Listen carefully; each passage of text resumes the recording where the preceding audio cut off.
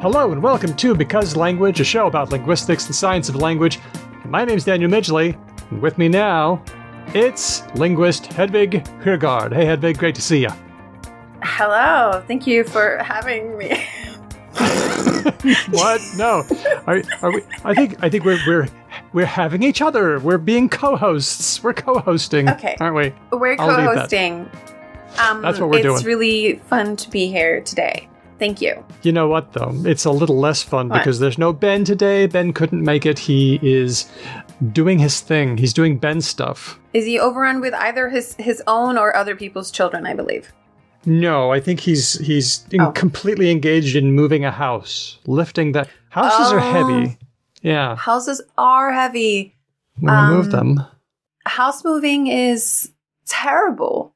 And I don't understand people who do it often. I want to do it as absolutely rarely as possible, and I feel pity for him. You've chosen a very nomadic lifestyle, though, for someone who hates moving house. Well, I lived in Australia for 5 years. I've lived in this apartment for almost 5 years. I think that's a decent chunk of time. It is a decent chunk of time, but you haven't really lived until you get into a place, and then you just stay there for the rest of your life, and you just accumulate. Oh, it's so good.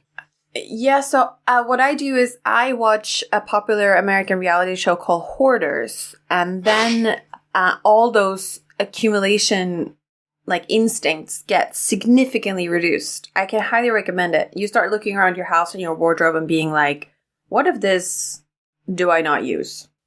Yep. And then you get rid of it.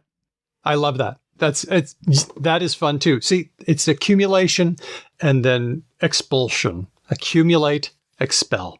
Accumulate, expel. It's great. Okay. Yeah. No. Just acquire less. That's a good idea too. I'll try that. All this is going at the end. Are we a house moving domestic advice podcast? We are now. Is that what we are? Yes, we are. But I have a question that I want to ask you about gesture.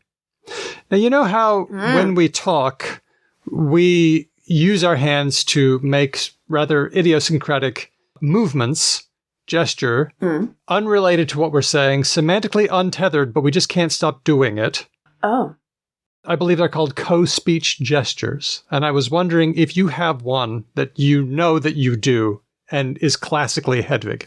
Oh, I don't know a classically Hedvig one, but I have in recent years started doing this one a lot more. Okay, describe what you're doing. So I take both of my hands and make them flat.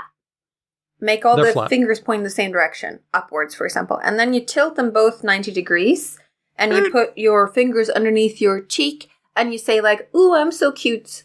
And it means I'm so cute. So you can do it when you're trying to be charming and get away with something, or when you're trying to describe how you got away with something by being charming. It says maybe a lot that this is something that I have started doing. Okay, well, that's very interesting. I have noticed that when I talk to you, I have my hands in what I'm going to call the invisible oranges pose. Yes. Like I'm holding invisible oranges. That's the thing you do. And I bring it to... So I guess my amateur assessment of what I'm doing there is I say, I have a thing, I have knowledge, and I'm bringing it to you in my hands. I think that's what I'm doing when I do this. But that's just my... But they're not entirely unfettered, are they? Are they? You said semantically unfettered. Untethered. Those...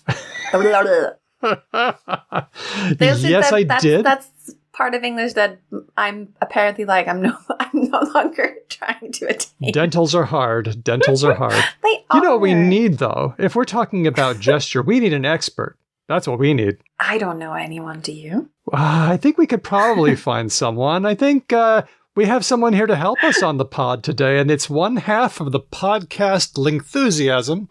It's the friend of the pod. It's Dr. Lauren Gawne, who has just written a book called Gesture, A Slim Guide, and I think we're going to get her to talk us through it very soon. I wonder what she's going to say. And Aussie to booze. Love it. Yep. Hey, did you know that the podcast Lingthusiasm, I was trying to think of how I would describe their podcast, and I would say that they're really enthusiastic about language. I think that's the word I would use, enthusiastic. What do you think? That is officially their motto. Yes. So the lovely Gretchen McCulloch and Lauren Gawne have a podcast, Enthusiasm. How many years have they been going now? Almost as long as we have.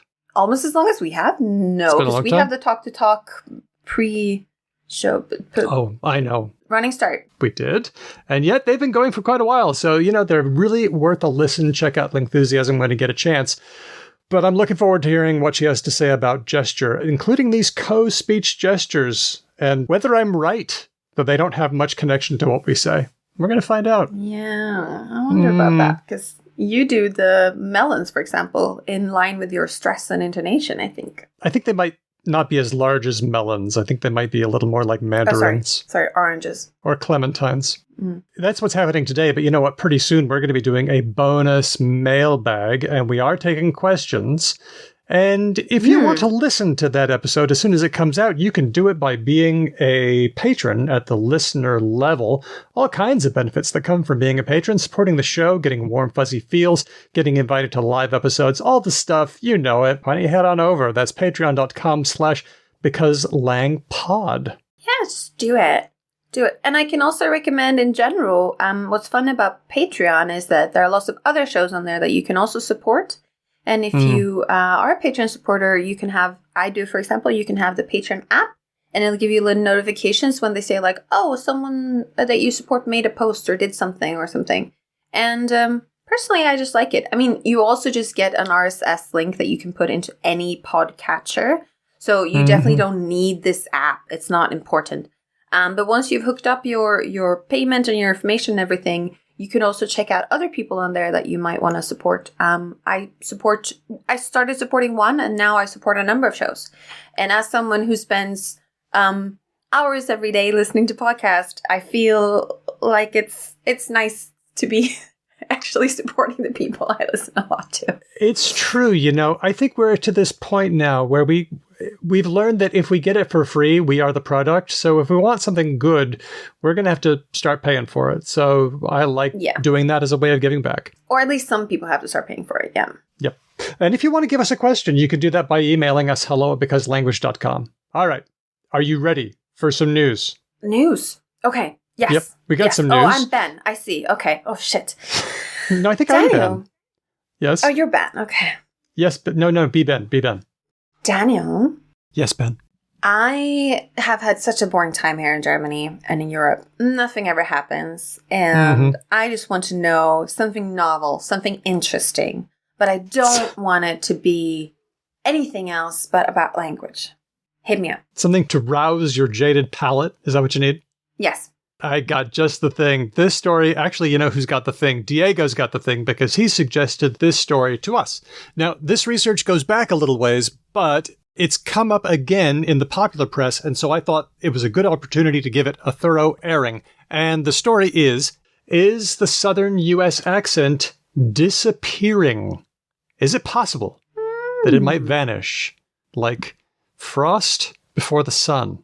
Now, what's your view? What do you know about accents and whether they're sticking around or not? What do I know about America? Well, not even American ones. Just I know that there's a stereotypical broad U.S. Southern accent that is like, I don't know exactly where it's mostly spoken, but people associate it, I guess, with Texas.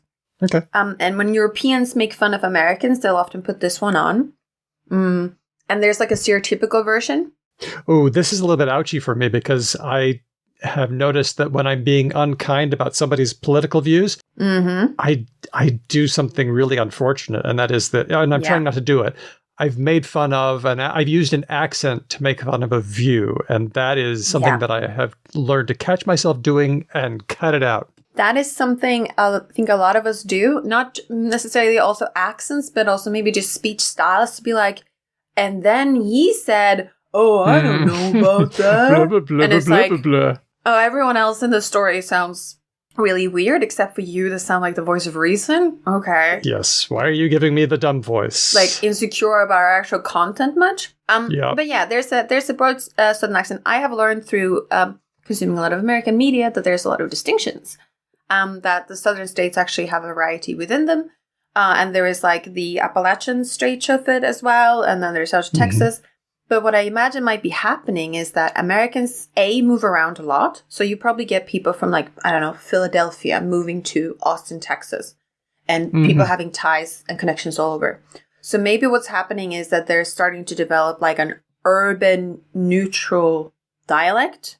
And that is pushing out the regional varieties. Is that roughly what's happening? I think that might be what's happening. This is work from linguist Lelia Glass of Georgia Tech's School of Modern Languages and a team published in Language Variation and Change.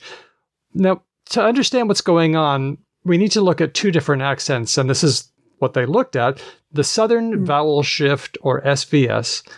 And this is the one where we see words like price, which for me, the vowel for price is a diphthong. Price. E, price. I start with an and I go to an E sound, something like that. And, what would a Southern price? How am I going to do this? How am I going to guess? Go ahead, I'm curious. Price. You said diphthong, which makes me think that what they do is not going to be a diphthong. Correct. But how do I not do a diphthong on price? Well, you talk about price. What's the price? Price. One vowel, right?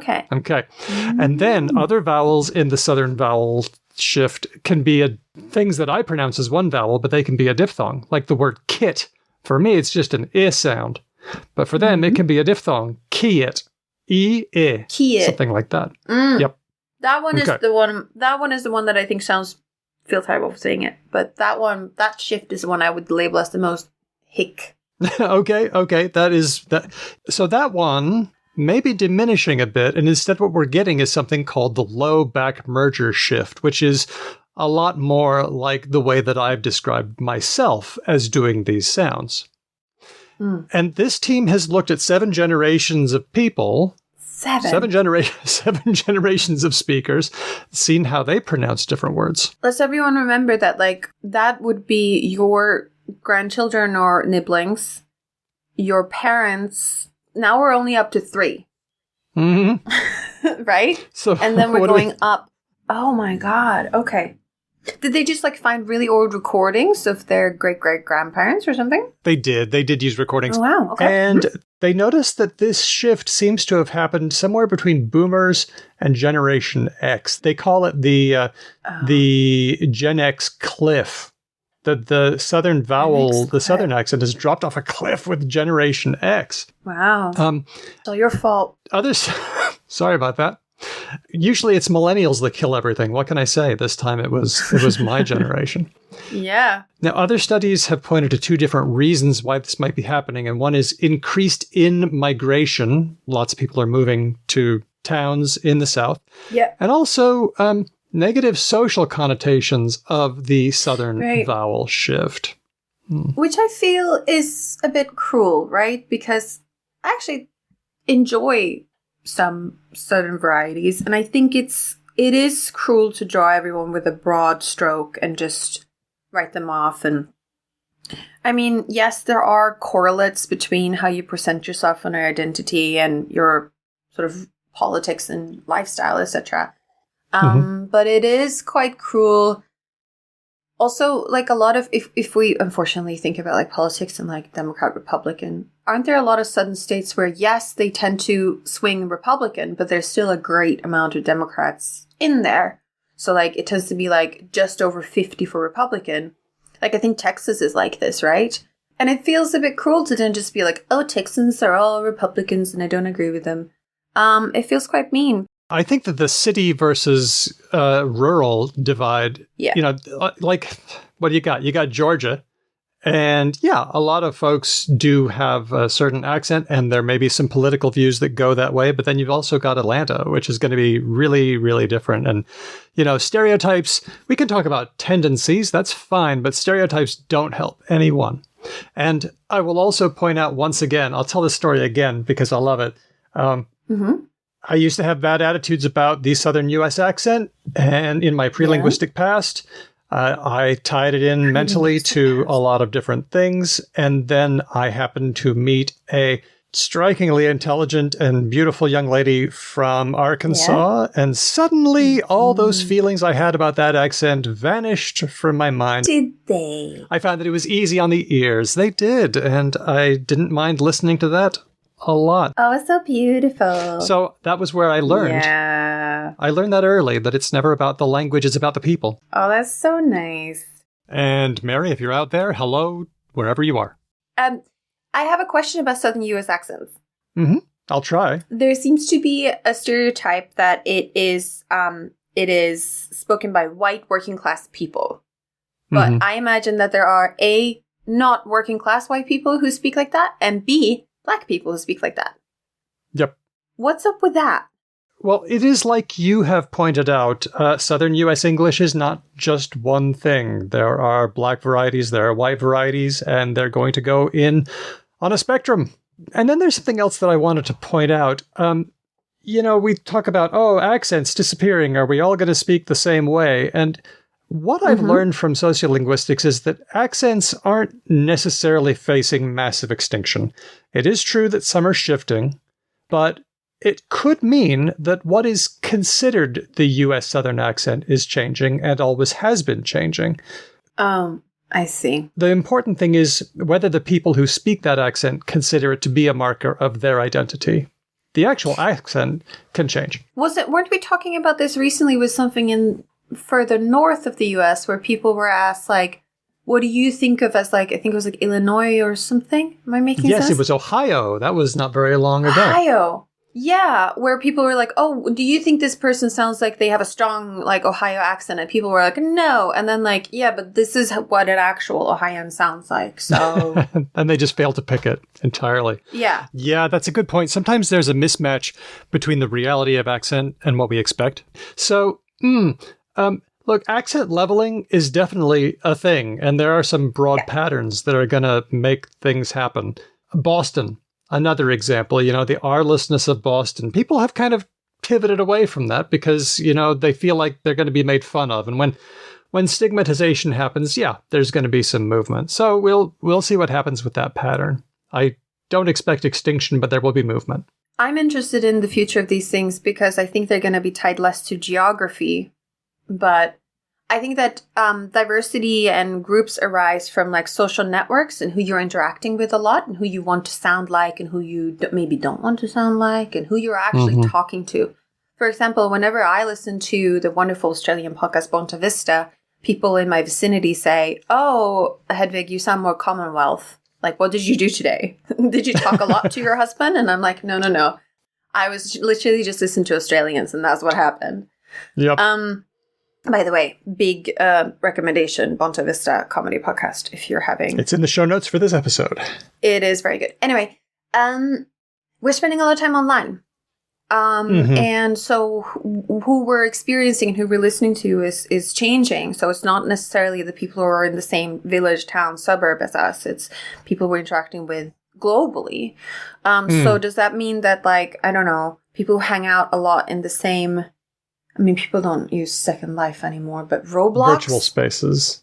If people in the same virtual spaces, are they going to start talking? Roblox. What's happening with the kiddos? I don't know. Are your kids on Roblox? No, they will never be on Roblox. Thank you very much. What I've always told my students and what I've always heard is that accents happen when people are separated.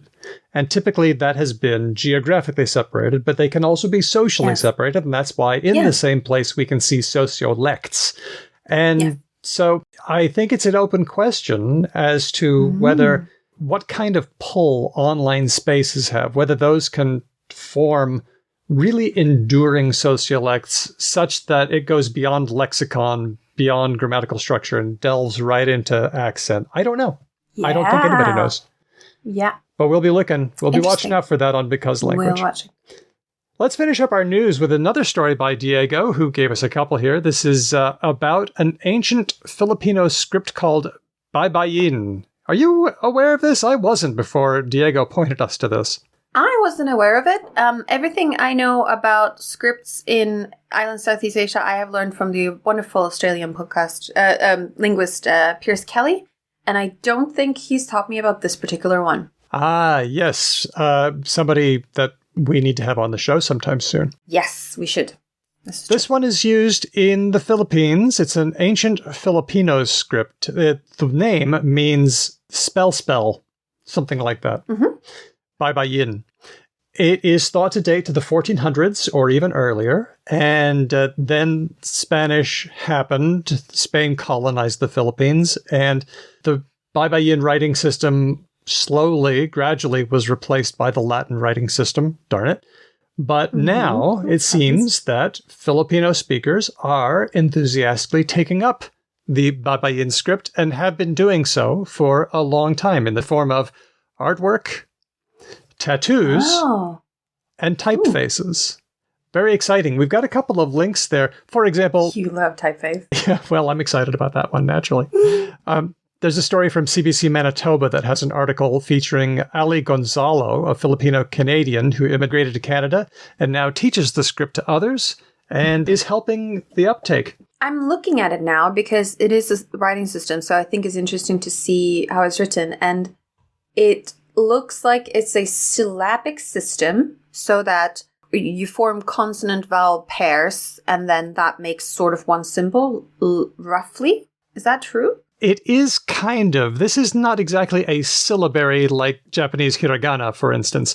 It's called an abugida, which is kind of halfway between an abjad, where you only write the consonants and just ignore the vowels. Oh, like Hebrew. Yeah, like Hebrew, except there's a little bit more to that with the way it's written, but let's go on. And a syllabary where there's a separate symbol for every syllable, every consonant-vowel combination. For an abugida, take a look at it. You'll see that there's, I'll just pull this up myself. For example, the symbol for ba. It is what looks like an inverted heart shape. It doesn't have a pointy top, though. It's got a rounded top. Okay. But if you put a dot above the shape, it's no longer ba, it's bi or be. And if you put a dot below the shape, now it's bo or bu. Oh. That's a bit similar to Devanagari. Like you put a squiggle underneath and then you get an O. Yeah. So this is what abugidas look like. It's got like a main symbol, but then little things to suggest what the vowel is going to be. And I think that's a really cool way to do it. I think it's like super efficient. Yeah.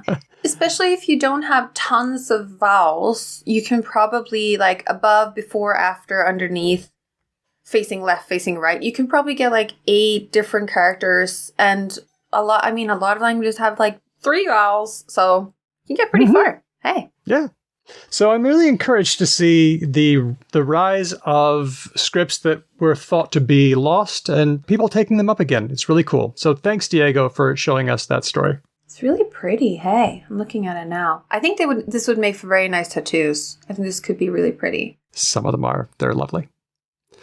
Let's go on to Related or Not. This theme is from Camden. Do these words share a root?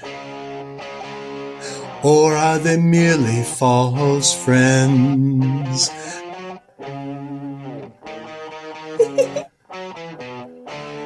This is etymology, done on the fly to no serious ends, related or not. Thanks, Camden. That rocked. That was very cute. I like that. We've heard that one before. That was Camden singing, and then there was a little bit of an assist there from a YouTube video that I found by YouTuber Lucas KN for the backing guitar track.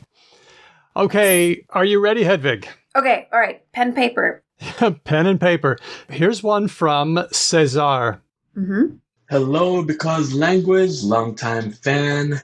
And over my morning coffee, I thought of a word pair that I felt might be fun for Related or Not.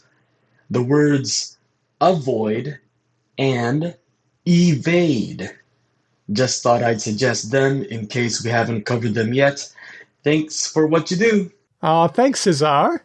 That's very good. That's very good, Cesar. Avoid and evade. Now, just to say, sometimes we say, wait a minute, what counts as related? I'm going to say for this one, we're going to focus on the void vade. It's not enough for it to go back to the same language. It has to be the same word, just in two different forms. All right. So they have to be from the same root to be a match. Or are they different? Okay. I can go first or you can go first. What do you think? I'm going to go first. Okay. Okay. So, we're ignoring the first vowel, sort of. Me. So we've got avoid and evade. Yeah, because I'm pretty sure that's going to be just like X or something. Yeah. And let's make sure we understand. So I avoided to finish the exam. No, that's not very good. I avoided him at the party. There we go. I saw somebody and he avoided me. Yeah. Yeah. I didn't manage to evade him. He evaded capture. He still came for me. Yeah. Yeah. I played Crusader Kings and I was trying to imprison someone and they evaded. And it was it's very disappointing. Okay, so they have that Latin feel, don't they? Mm-hmm. Latin by way of French. Yeah. So, and I'm wondering if it's to do with the word way and via, which could mean road and path. Yep. And here I pull in my non-English languages. So in Swedish, I would say that one of the related words is probably väja, which means to avoid. Mm-hmm. Wow, I didn't realize that. Yeah, jag kunde inte väja. Oh, it's like when two cars, like if you're in a car and you hit someone with a bike, then you didn't väja. Okay. You didn't avoid them. You didn't avoid them. For example. I'm gonna say they're related. And I also think there's some sort of like not causative, but like some sort of argument extension thing. So like I avoided them, they evaded me. Like there's something going on with like roles there. All right, okay. Similar to like fall. It's not like fall fell. I understand that it's not, but it feels like it's in that realm of like it's flipping the roles around. Okay. Well, I was looking at evade and I thought, well, that E is just X, you know, away from or out of. And vade, I went to like invade, invasion. I couldn't think of any other ways. You're right about invade. I think so. I think that's a root. And then avoid, I thought of Latin ab, away from. But then I thought of void. I thought, what's void? The void was giving me tremors. Because, you know, if you avoid someone, that's a place you didn't go, and that left a void or an empty place. You try to empty yourself away from a thing. So I thought, that's interesting. But I said that they were both related. I think that they both went to the same root. Okay, we both said related. Turns out the two roots are not related. We were so wrong. At least I'm in good company. Yeah, You're right, you are. I was righter. Because the French avoider comes from S, which is out. It's it's Latin X. And then vridier, which means it actually goes back to void, an empty place. So I did get the void part right. Vide is empty. It is. In French. Yeah. Okay. La tasse est vide, the glass is empty. Oh, okay. That's a void. Now, evade is also a borrowing from French. The E means out. But the vade part is a completely different word. It's something like Latin vadere, to go or to walk. Has nothing to do with emptiness. So that means to do with road? Via? Hang on. Let's find out. Via doesn't seem... Oh, wait. Maybe. Hang on. So it goes back to Proto-Indo-European root weg, to go, and evade. No, it goes back to a different one, wad, to go. So, it appears to be two different things. Ew. Weird. Okay, that's number one. Thanks to you, Cesar. Now, for number two, now this is part of a longer message, and we'll hear more of it later, but for now, a related or not suggestion from January via SpeakPipe. We're getting a lot of great SpeakPipe folks here. Nice. Hi, because language. Are the words spruce as a tree and spruce as in clean or renovate, spruce up, related? I looked up the etymology so I know if they're related, but I would still love to hear your thoughts. I hope you enjoyed this challenge, and thanks for the answers. Hey, thank you, January. Thank you. What was can you repeat them for me, please? The question is spruce, the tree, and spruce. Oh. To spruce up to make things nice. I'll go first for this one because I know that Christmas trees are often spruces. I took a look at a spruce tree, like a photo of spruces, and they're really, really nice trees. They're very tree-like. They're very arboreal. That's how I would describe them.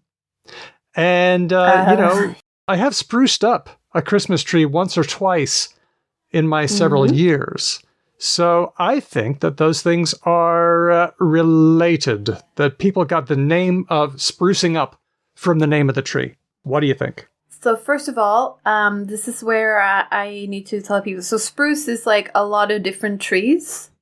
Okay. It's a big family of trees with needle-type leaves. They're popular. They're popular. They grow a lot in like the Arctic and the Nordic parts of Eurasia and North America. Okay. And I have... Why is nothing ever just one thing? Nothing is ever just one thing. Languages, trees...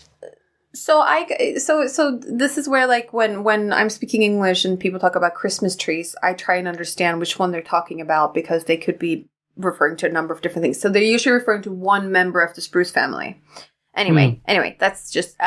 So I definitely think they're related because also in Swedish we say there's a wooden thing that you put on, like, as a decoration on houses, which we call spruce, and I think that's related to spruce, and I think it's made out of spruce trees. So I'm gonna go hard on the related here, and I'm also gonna look up what spruce is. Okay, now here's the question: since we both think the same thing.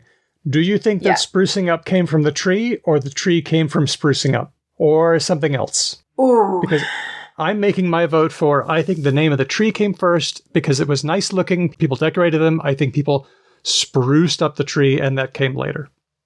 Would you agree, or is there another possibility? I think it's the spruce up first, and then to the tree. Okay. Here's the answer. Spruce trees are called spruce because they were from Prusse, Prussia. That's why. How about that? Okay.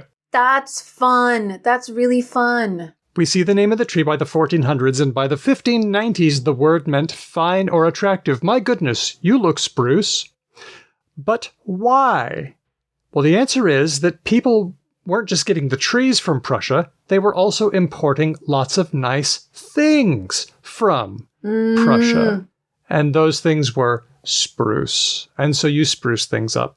It's like, so in Australia, they call bed linens Manchester, right? Yes. And in Sweden, we call corduroy Manchester. Do you? Yes. Manchester. And it's because they both came in boxes from Manchester, the town in the UK. And we're like, we got a lot of bed linens. Let's just call them Manchester. We got a lot of Manchester over here. Yeah. So the mistake that I made was I thought that one came from the other. In fact, they both came from a common source. So we both win, but somehow our victory seems a little hollow. Let's see if we can fix that with one from Dax of Speech Docs. You know, Speech Docs, they transcribe all our words. I do, but I have to say that I am not... My Swedish link is not working because I'm looking up the etymology for spruce, and I don't think it's working. I don't think it's related to either of them. Hang on. You had the thing that you hang up, and it, what is it? Describe the thing again? It's just when you you have a house and you have a window, and then you add little wooden details to make it pretty. Is it like a shutter or little frilly bits on the side? Frilly bits on the side. And also the middle bits, like the rectangle thing, I think is also spruce. Like the thing you put on top of the glass. So that's known as something like spruce or spruce. Yes. And I was like, and you can also say sprusa till, like to spruce it up. This is spelled the same, but it looks like... Surely that's related. And this is where I have to say, if any listener... So the Swedish Etymological Dictionary is not easy to use. Okay. I am very sorry. I love the project, and it's very nice, but it is... It's hard. Okay. It's hard. So what is it saying? It seemed to be saying that it comes from sprout. Something more like sprout. What? Which, yeah, I'm confused. That is so interesting. If it managed to be made of wood, I know, right? Something that looks nice, and it's not related to either. It's not related to Prussia at all. That would be weird. And it's related to språte, and then we go spröt, and then where we get spröt, and then we go spret, spruta. Yeah, like different kinds of like sprouts. Like sprouting, like a tree, a bud. Roughly. Oh, here we go. We go back to sprays. Oh, God. Thank goodness. The universe snaps into a recognizable form. Well, it's established in 1544, so it's old. Okay. At least. Well, it goes back to almost as far back as it does in English. Must have been... You know what? It might be Prussia somewhere behind all of this, but I can't tell yet. Oh, I think we need more research on this one. Yeah. Okay. Well, tell you what. Thank you, January. Sorry we didn't get to the bottom of this one, but we are going to leave Prussia, and instead we'll go to our last one. This one comes from Dax of Speech Docs. You know, Speech Docs, they transcribe all the words for us. I know, and someone there is called Dax. That's so cool. I know. Dax is cool. All right. Well, here it is. Dax says, here's one submission for Related or Not. Hail, as in a hailstorm. Okay. Hail, as in hail a taxi. Maybe Hail Mary figures here too. Hail, as in originate from a place, like I hail from Washington. Oh, fuck, okay. I hail from Perth. Okay. What do you think, related or not? So hail as in hailstorm, hail as in hail a taxi, and hail as in he hails from Perth. I do think that we need to just touch on the elephant in the room. What's that? Very briefly. That these are probably all related to one of the words in the salute of the Third Reich. I know what you're... Yes, I was wondering if we were going there. So Heil, obviously. Yes. Definitely related to Hail Caesar. All right. But let's leave that one alone. That's a different gesture. When I think of hailing, I think with hailing a taxi, I think of raising my hand, but not with a stiff arm. No, but they're all what I would qualify as a kind of like interaction starter or a greeting. Like, I mean, it's a gesture, right? That's what this episode's about. Well, meaning like remove the gesture for a moment. The word, just like I think it's sort of like hello, like you're trying to call attention. You're like, yes, hello, taxi, come over here, please. Ave. Yes, exactly, Ave. And you get modern neo-Nazis saying things like, hail whoever then they like. Gross. You leave Caesar out of this. It's gross. Okay, so, but I find the interesting part, so I think that to hail a taxi, to hail, the third one was, I've written something that doesn't make sense to me now. What's the third one? There was hail a taxi, hail storm, and hail as in he hails from Perth. Oh, but I've written 4 of these, so I've just... Oh, well, you might have gotten Hail Mary, which I think we're... Hail Mary. Mary is the word. Yes, okay. So I definitely think that. Hail Taxi, Hail Mary, Hail from Hail Taxi, Hail Mary, obviously, same. Yes, same. I hail from Washington, I think might be the same. The hard one for me is Hail Rain. The thing that falls from the sky and is like ice things. And in 2019, devastated Canberra. In 2010, we had a huge hailstorm. It was horrible in Perth. I think the connection is that when you hail from a place, you come from there, you walk down the road, and you wave your hand, and you say, hi, And that's like, he hails from Perth. That's where he comes from, and he greets us from Perth. Where he says hello from. He says hello from. Perth, yes. Yep. I don't think hailstorm is related. I don't think it's related at all. I'm also thinking it's not. Okay. I don't think it's related. I think the storm one is out, but Hail from Washington, Hail Mary, and Hail a Taxi, I think are related. Okay, I think that too. So now that we agree, I'm going to add in an extra tiebreaker, which I didn't know the answer to. This is what happens when Ben's not here. We just agree. And we're wrong together, and we're right together. How nice is that? And it's lovely. It's so beautiful. The bonus round. Okay. Have you ever heard somebody say that someone is hale and hearty, which means that they're very healthy?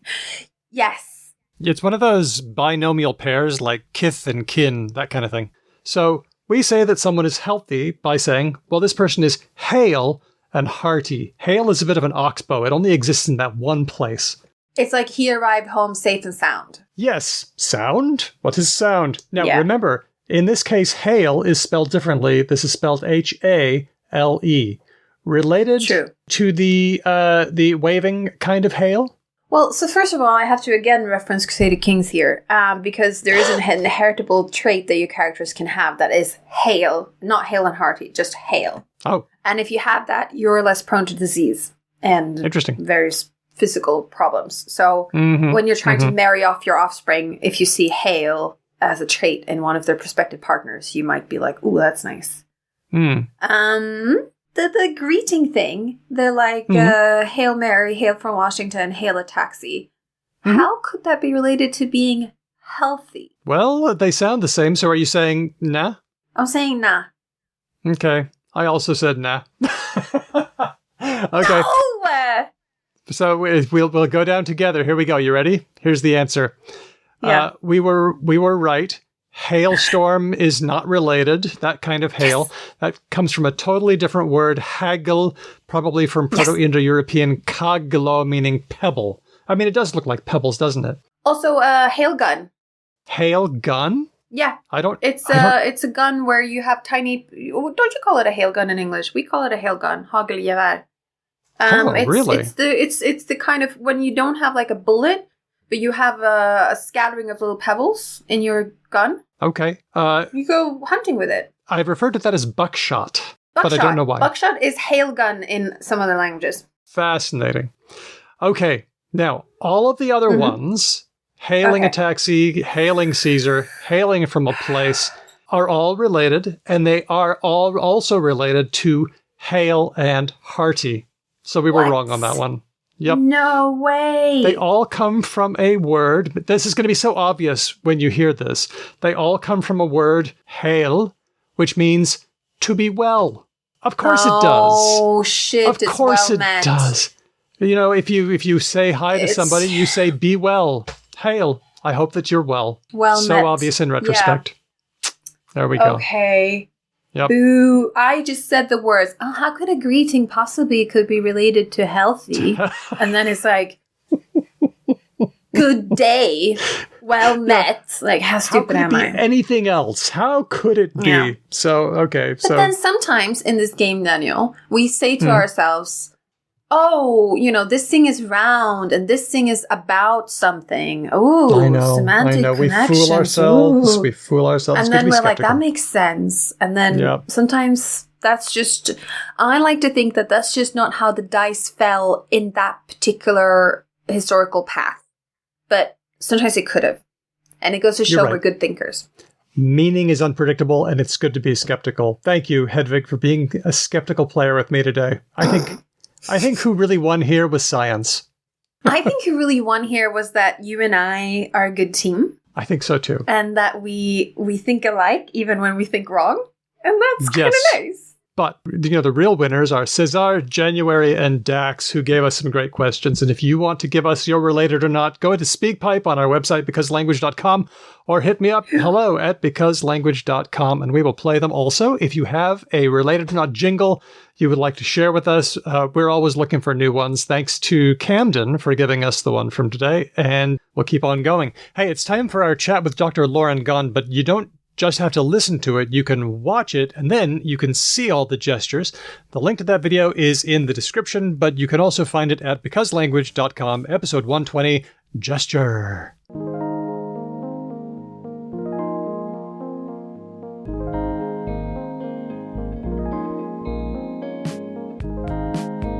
We're talking to Dr. Lauren Gawne, linguist at La Trobe University, one half of Lingthusiasm, a podcast that's enthusiastic about linguistics, and the author of Gesture, a slim guide. Lauren, thanks for coming on the show and telling us about your book. Thank you so much for letting me come and talk at you about gesture. Yay! Gesture's great. And this is your third time as a co-host as well, so that means... Third, amazing. Mm-hmm.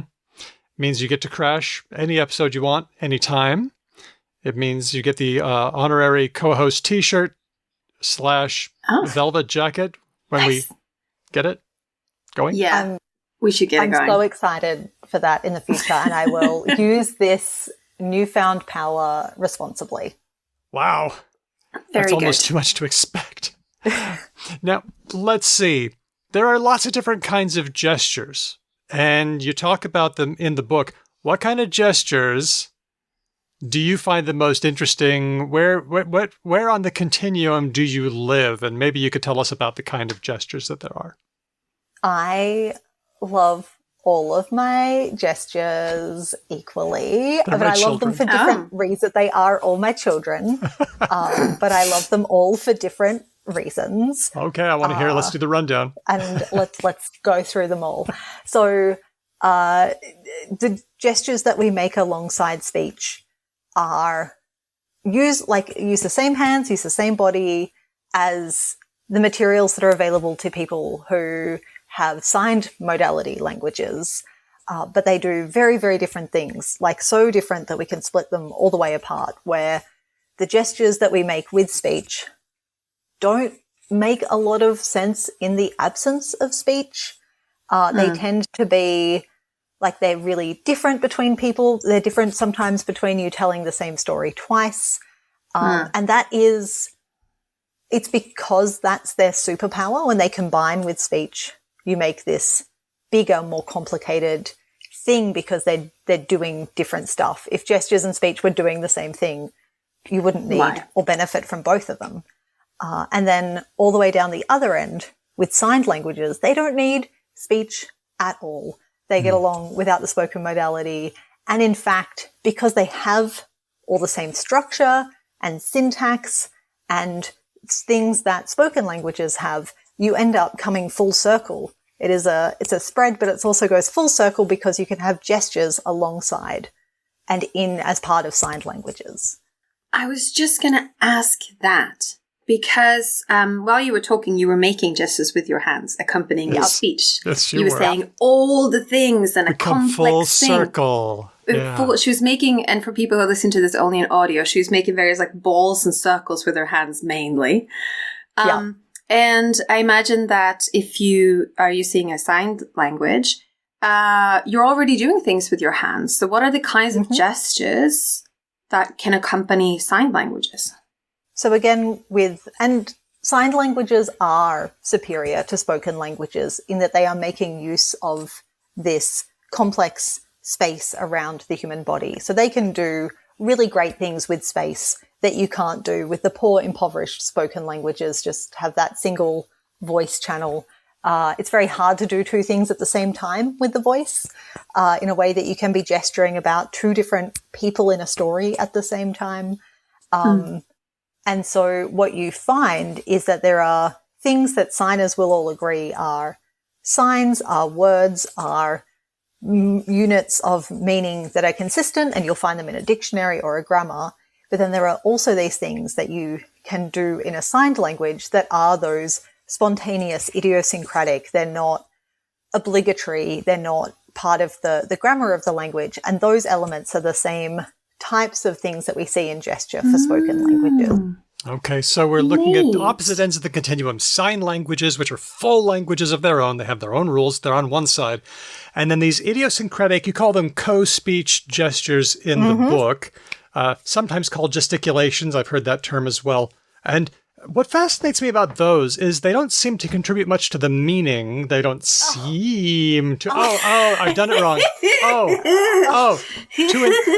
To a brainless layman like myself, they don't seem to contribute much to the meaning, but we're unable to stop doing them when we talk. I'm doing them right now, a pleading sort of invisible oranges gesture toward you.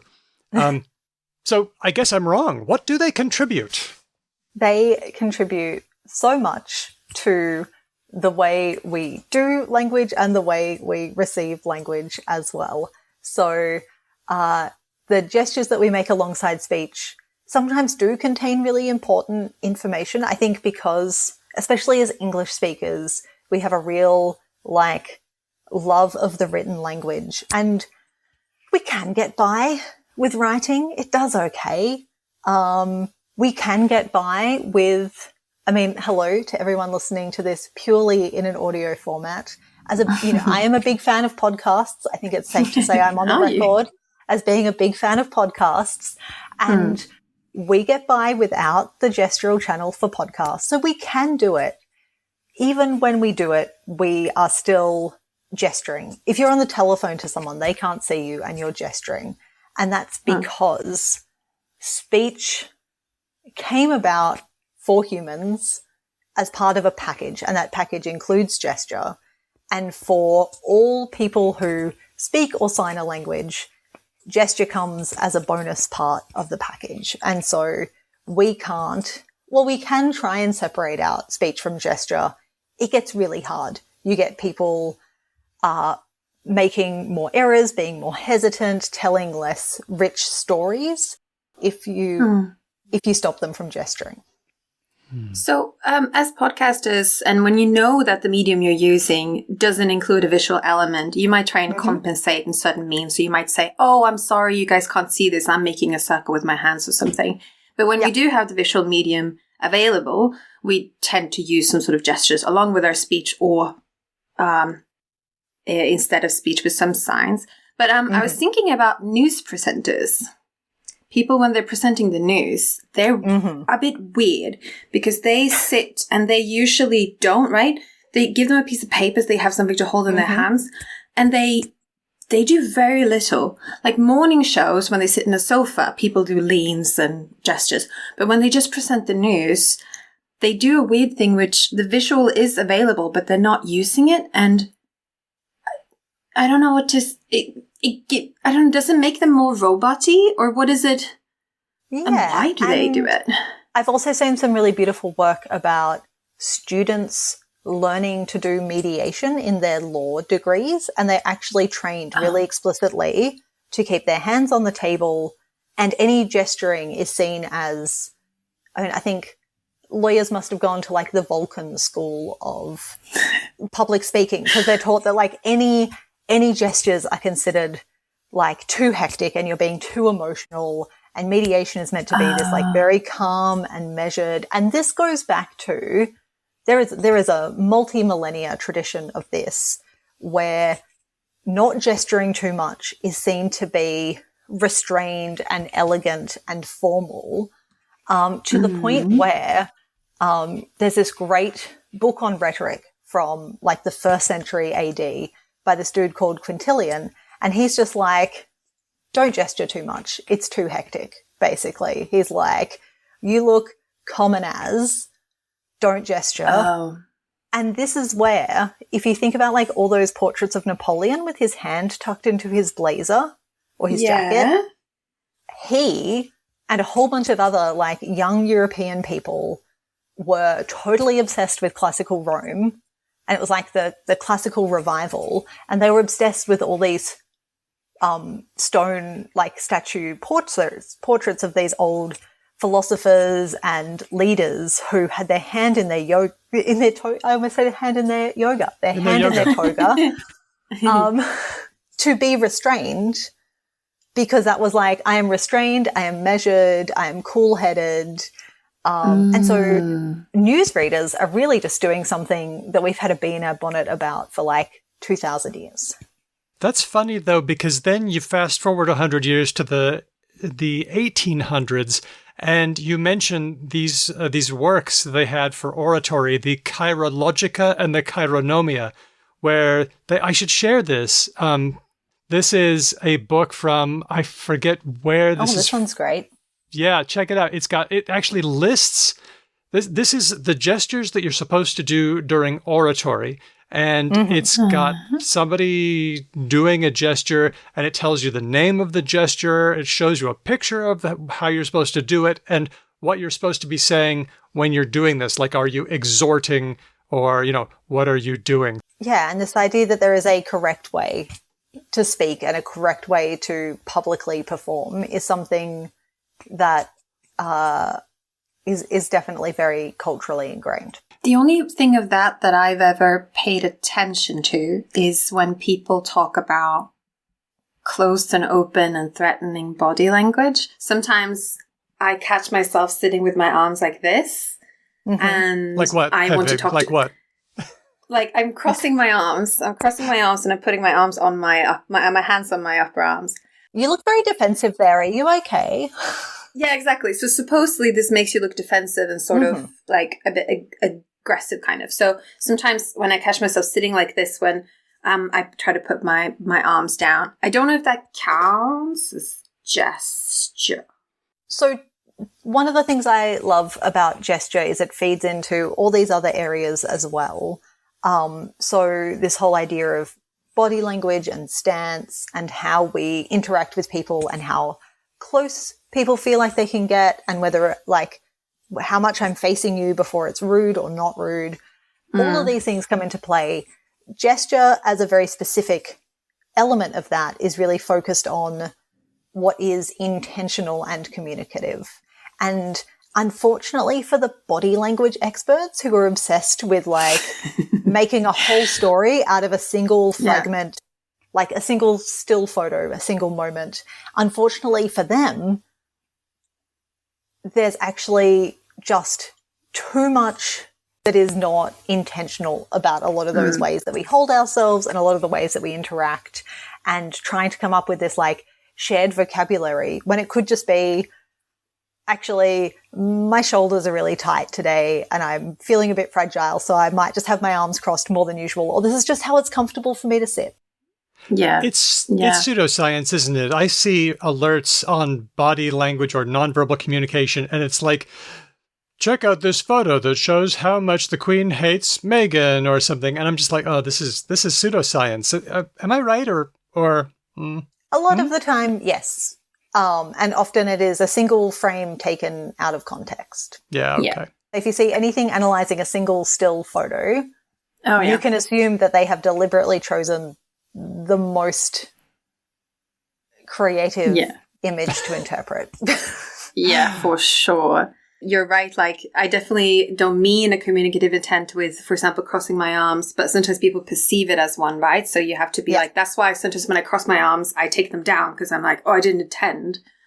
Same thing. Apparently, my husband has informed me that when I'm thinking very hard, I make this expression with my face that makes me look like the person has said something very, very stupid, but it's actually just that I'm thinking very, very hard.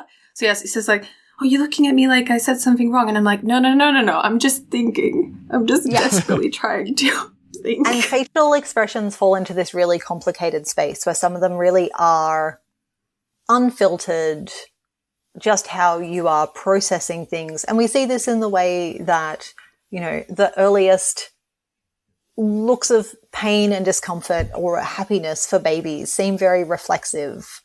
And just responding to the moment. And then on top of that, you add this layer of culture, and then you add this extra layer of elements of, you know, there are elements of facial expressions that are very gestural as well, and elements of head, like nods and shakes are very cultural. So you have this like, we all just happen to have a body, and sometimes it functions in these ways that are kind of similar across people. And then you add these layers of language and culture on top of that, and you start telling this really complicated story. Well, now that you've mentioned language and culture and gesture and culture, let's head for the middle of our continuum. We've talked about signed languages. We've talked about co-speech gestures, but now I want to talk about what's known as emblematic gestures, maybe the hand signals or the arm signals or something that mean the same thing to people within a culture, but then you go somewhere else and it means a totally different thing. Yeah. Hedvig. I made at least two. I was just thinking about, we said about facial expressions, that an eye roll, I think that an eye roll, Europeans like to blame everything on Americans. Am I right with the eye roll? Is that an American invention?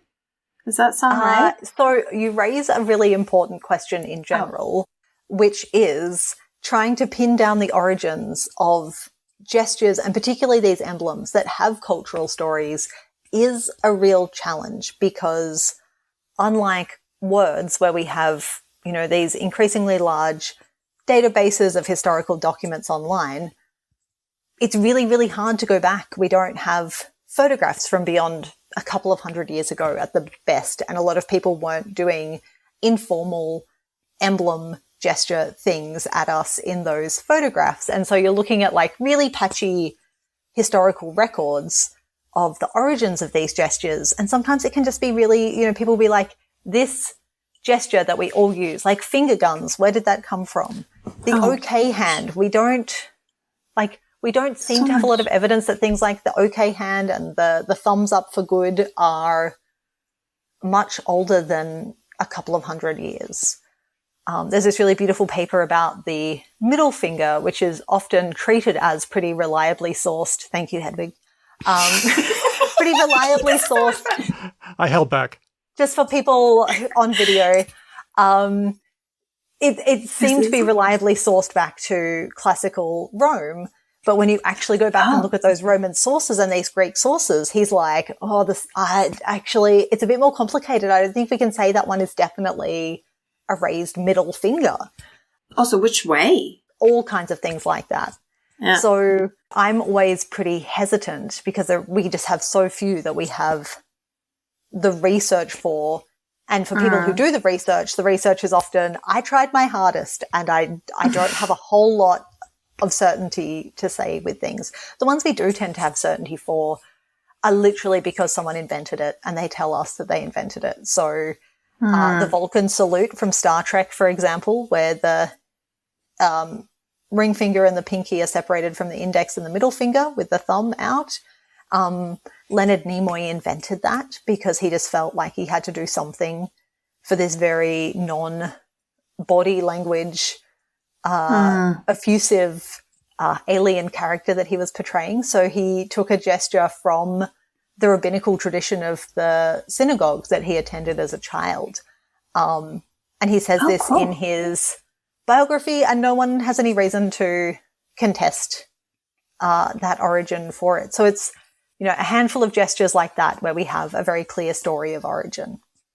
The figs as well. I think the figs where you put your thumb in between first and second finger, and it's supposed to be a very rude gesture. That one comes up in... Oh, this one. You've got it between finger 2 and 3. Am I doing it wrong between first and second? Expert? Please tell us. I think usually between the index and the middle finger. Okay. That one comes up in Dante. I believe Dante's Inferno. Somebody does it there, and it's described. And there are lots of sources that talk about the figs. Yes. So one of the advantages that we have with emblems over historical records of other gestures is that emblems, because they have a fixed meaning for a particular culture, that often comes with a name and a sense of like, you have to do it this way. You can't raise any other finger and have it mean the same as the middle finger for most people. So that does increases our chances of finding these things in the historical record. Many of these emblems are also different from what we talked about earlier in that they're not necessarily co-speech gestures, right? Yeah. They are, if you could say, they are sort of words in themselves. You can say, you can not speak at all and do one of these and mean something. I'm having so much fun. I actually don't know what's the vulgar meaning of this one with the thumb? Is it just like fuck you as well? I think the gloss is usually it represents female genitalia for the fig. Right. And it's an insult? It is indeed an insult, as are many emblem gestures, because they're really good, as you said, in these, like, they don't need words to be understood, but they don't have the same, like, full grammar and structure that you have for a signed language. So this is why we talk about them sitting somewhere between a full signed language and the co-speech gestures. Yeah, you could do it all by itself, or you could be like, hey, up yours, buddy, and do it at the same time. So yeah. And you can do it from afar. I used to have a friend who knows some sign languages, and when he got drunk and was in a loud environment, he would sometimes start signing at me because he was like, oh, it's very loud. So, like, I'll sign because then you can hear me. And I was like, except I don't know Swedish Sign Language. So, like, it's useless. But gestures, you can do them from afar and get your point across, which is not always possible with sound. And this is why there's been a lot of theorizing about the fact that emblem gestures tend to center around either like insults or greetings and leave takings or thanks and like a thumbs up as a like, yeah, I gotcha. They tend to kind of coalesce around these particular functions because these are the kind of things you need to do at a distance or on a noisy street. And this is why they kind of fill this particular communicative niche. At a distance, so you can run away super fast and you've already got a lead on the guy. Yeah. Yep. I wanted to ask about this. When I knew I was going to talk to you, I got really excited because I found a piece of research about gesture and speech working together. This is from some researchers from the Max Planck Institute for Psycholinguistics and Radboud University in Nijmegen, looking at how gestures help people to predict the words that people are going to use, which I found just kind of amazing. I'll just read from the press release. In a study using virtual avatars, scientists show that listeners use the avatar's gestures to predict upcoming speech. Both behavioral and EEG data indicated that hand gestures facilitate language processing, illustrating the multimodal nature of human communication. We're going to have a link up on the show notes for this episode. It's a really lovely study. And the reason that avatars are so important there is because they're really nice. This kind of animation has come a long way. They look very naturalistic and they're there so that you can change the timing relationship between the gesture that you want and the speech in these really fine-grained ways that seem very naturalistic. Rather than trying to get someone to act out all this variation, you can make these really subtle distinctions and then test the way people respond to the gesture in these experiments. So it's a really, really elegant study. Yeah, we use what we got. So we can use co-speech to help reduce surprisal, so to predict what's coming next. And if we have a bit of a noisy channel or something, or if we don't know someone very well, the more cues of information we have about the communicative content, the better, right? So we can use gesture for that.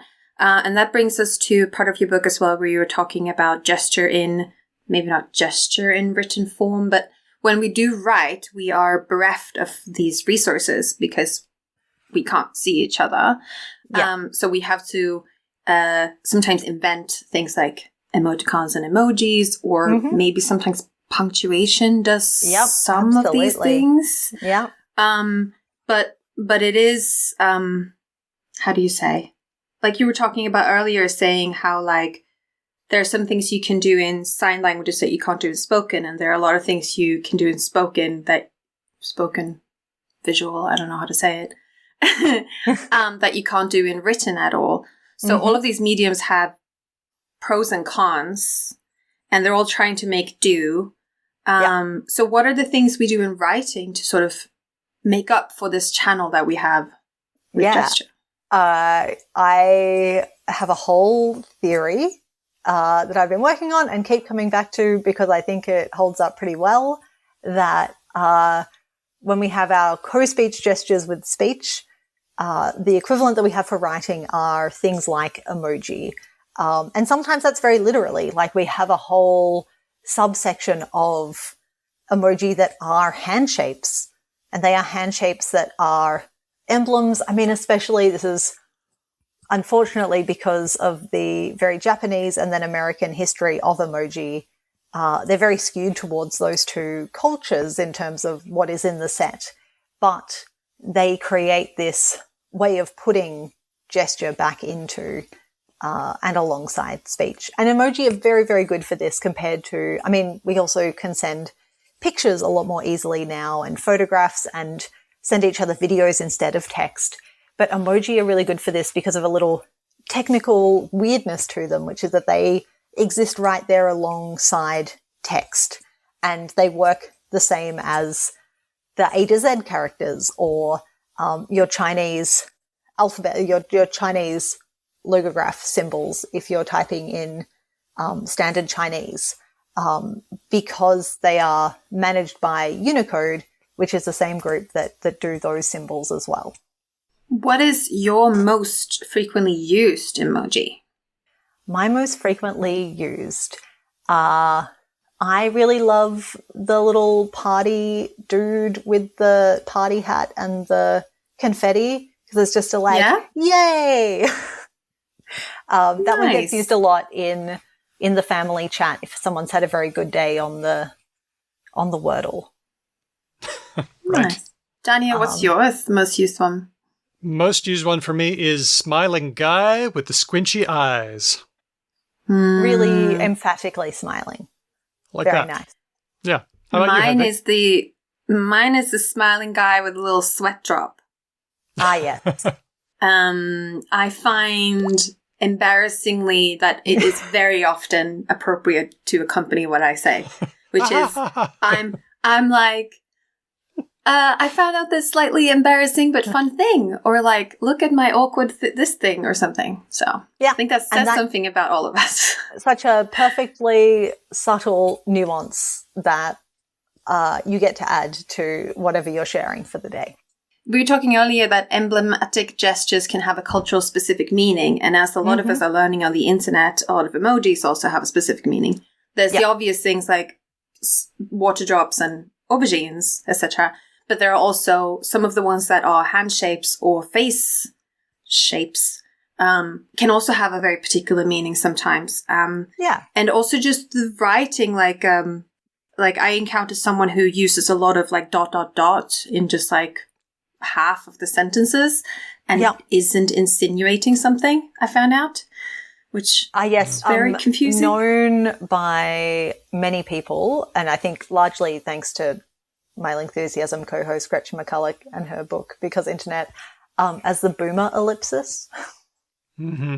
Yeah, that's what this was a young person though, which is what threw me. But they were from a country that is quite foreign to me and that I haven't been to. So I was thinking maybe it was a cultural specific thing as well. Yeah, very potentially. I want to get off of emoji, but since we're making the emoji gesture link, I've always thought of them as tone indicators, as discourse pragmatic markers, but you're arguing they serve the function of gesture in language. Can you make that point for me? Sure. So they can absolutely do tone as well. They're doing a lot of embodiment. So they are returning those things that we can do with our body. So tone is one of them. But emoji help explain why people use illustrative gestures. So if I say happy birthday, I can send you a balloon and a party cake and a present, or I could send popping champagne and some balloons and a heart. And there's no obligation to send any. There's no fixed grammatical form. There's no order that I have to put them in. So in many ways, they are doing something like an illustrative gesture for those co-speech gestures. They feel the same kind of optional, not obligatory, illustrating, adding extra meaning. I get it. Also, there's just a bunch of pointing emoji, not just the literal hand shapes that we have, but we also have a bunch of arrows as well. That one. And pointing is something that the human body is very good at doing as well. I love pointing. It's one of those co-speech gestures. You know, within co-speech gestures, there are subcategories. And I love pointing because it is just such an obvious but absolutely magical thing that if I extend an index finger and point, you will follow my index finger rather than just staring at the end of my finger. Yes. And that is actually an impressive psychological trick. We can't get chimpanzees to do it reliably, but we can get dogs to do it. I was just going to say, I sort of got my dog to do it, but it was like when my hand was like basically touching the tree almost. Right. Like it was really, at that point, I think the nose was doing half of the job.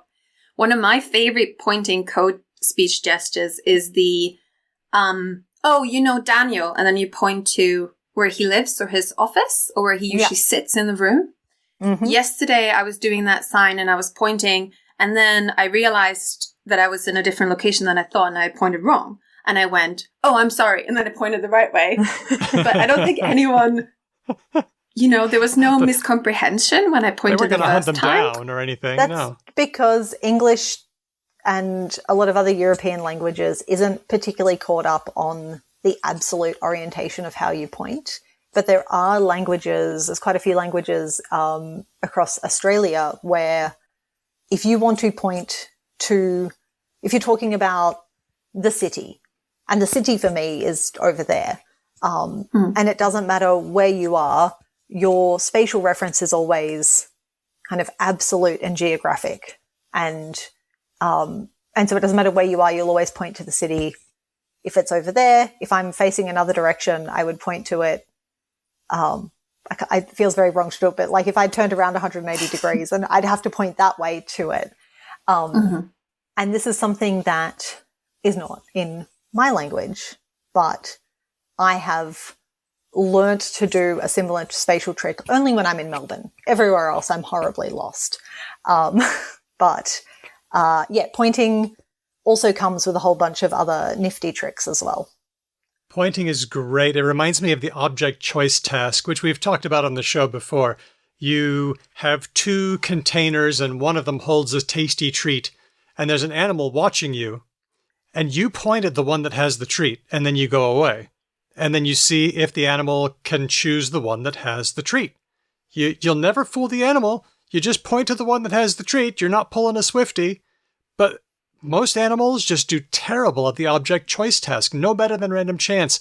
There's only two that do an okay job. Dogs do okay, and chimpanzees, but only if they've been hanging with humans for a long time, because it's about relevance and seeing relevance in human actions. Yeah.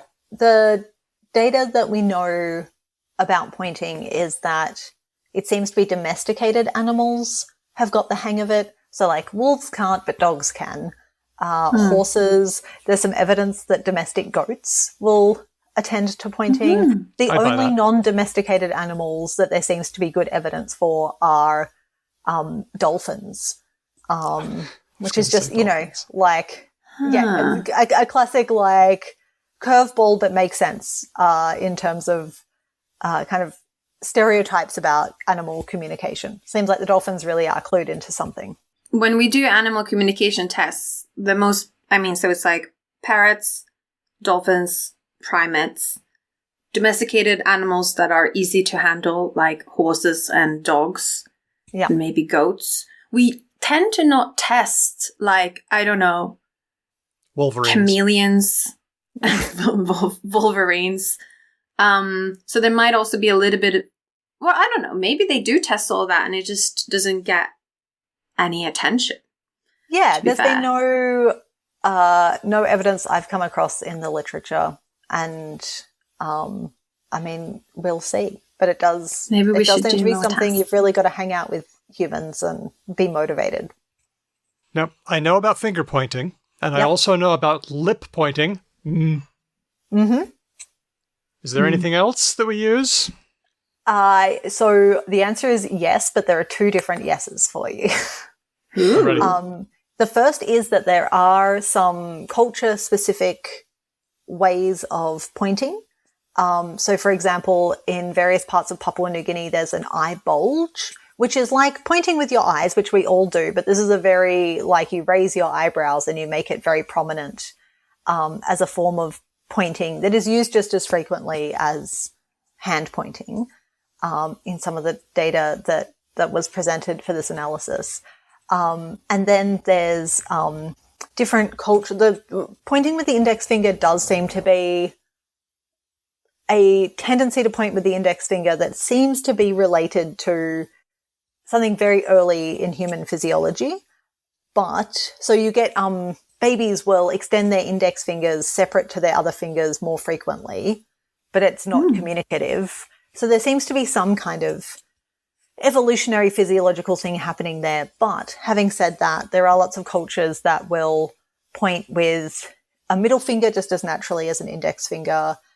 Or there are cultural taboos on like pointing at particular things or in particular ways. So like in Malaysia and other places, it's very common to use the thumb over the fist to do like a polite point in public. If you're pointing someone, like go over here.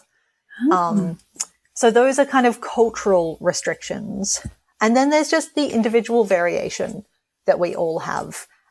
So, for example, you'll often see people do a thumb point behind them. It's just easier to articulate rather than like reaching behind yourself with an index finger. If you're pointing behind you, you don't have to be very specific. And so you'll find people will often point behind them with a thumb. And then if you've got full hands, you could point with a knee or a foot and no one would find that strange. They might find it more strange if your hands are completely free and you choose to point with a foot for fun. Try that experiment tomorrow. But we are very good at making them, even just a subtle head nod, or a kind of lead with the nose type head point, or a chin point in some places is the preferred kind of subtle point with the chin rather than we kind of lead with the nose. So lots of variation in pointing. I noticed when I was I think in my teens that it's very important to follow your gaze usually, especially when you point with your fingers. So if you say over there, you're supposed to look. So I tried what would happen if I just pointed places and didn't follow my gaze. And you can try this yourself, listener. It really messes people up. It does. Maybe the behind would work, but if you do for anything that's in front of you, if you don't follow your gaze, people do get weirded out. It's quite fun. That's right. And in fact, I remember a study about, again, the object choice task with babies, from 12 to 18 months. And they found that if the pointer, this was, once again, a toy that the child might want, but it's in one of two containers, the other one's empty, and the person points. And when the person points to the toy, the container with the toy under it, and also gives them a look and kind of gives them some eyebrows, then the baby chooses that one more often. But if the pointer just sort of seems to be absently pointing, they just got their finger out, but they're not following the finger with their gaze. They just seem to be doing it almost mistakenly. Babies ignore them. And I thought that was a fascinating result. They're cluey, those babies. They're smart. Intention really matters. Yeah. Now, as far as gesture and the origins of language, you have mentioned that there are a number of hypotheses about how language got started, but you go for the gesture first theory. Is that right? Could you tell us a bit about your views on that? Sure. Let's say that's where I come down in this debate. You tell me. I think when we look at what our closest living relatives are doing, unfortunately, it's rude. It turns out that speech and gesture both fossilize very badly, makes things very hard, but it keeps a lot of people very busy, having very busy debates. And they all seem very happy to have them, and I'm glad they are having them, and we can just check in occasionally and see what's happening. If we think about what our nearest relatives are doing, but also what language is. For me, language is something that's multimodal. You don't get speech without gesture. Gesture's always along for the ride. If you think about language as just a slow accumulation of skills that all came together to then give us this really cool party trick that our species has, the current living relatives we have in the ape family are all doing interesting things with gesture. And there's some really, really beautiful work with gorillas in various populations in Africa. And Kat Hobiter and her team have wonderful data where they see these recurring communicative meanings that are being made in these communities, and they are interpretable by humans. And I just think if that's what our nearest living relatives are doing currently, it's probably something like what our scroll back on the timeline a couple of 100,000 years ancestors were doing. And so it just seems like something gestural was happening. Now, I don't think that became a fully fledged signed language, because I think once you have a fully fledged sign language, why would you get your articulators in your mouth to do complicated things? So I think it was more of a kind of leveling up together. Absolutely. I think so too. The jump from signed language and then putting all that in speech, but keeping a bunch of it in the gesture channel doesn't quite sound particularly coherent to me. But I'll check in with the debates in another 10 years' time and see what they're up to. I think so too. I think we use what we got. Because as cool as gesture is, and it's definitely very cool, Thanks. there are a lot of things we can do with our vocal folds and our articulatory apparatus that is very cool. And some of them, so you guys can help me. So usually people say that something along this lines, we gave up being able to not choke on food in order to have our larynx a bit lower so we can make more different distinctive sounds. So supposedly, compared to other primates, we can choke on food more easily, but we can also make more sounds. And therefore, the theory is that we sort of sacrifice that mortality in order to speak. I don't, because I've heard this little bit so often, and I no longer know where it comes from, and I no longer know if it's a myth or if it's true. Maybe do you guys know if that's a true statement? Some primates do have descended larynxes. Okay. But also, if you look at that mid-sagittal where they cut a person in half with an MRI machine, if you look at one of them for an adult human and a human baby and a chimp, the human baby and the chimp look very, very similar. So yes, I've seen that. Yes, that's not a very compelling argument, and I don't want to oversimplify my knowledge of, or oversimplify the knowledge of anatomy that other people have. But that is definitely the story I've been told as well. But it does, like you were saying, it's probably like a sort of like co-bootstrapping up to get this complicated communication system, because we clearly make use of gesture now as well. So yeah, that makes a lot of sense to me. My next question was going to be, what's a misconception people have about gesture? That's good. Whew. That it's extra, as in extraneous, not extra as in fabulous. Because it can definitely be that.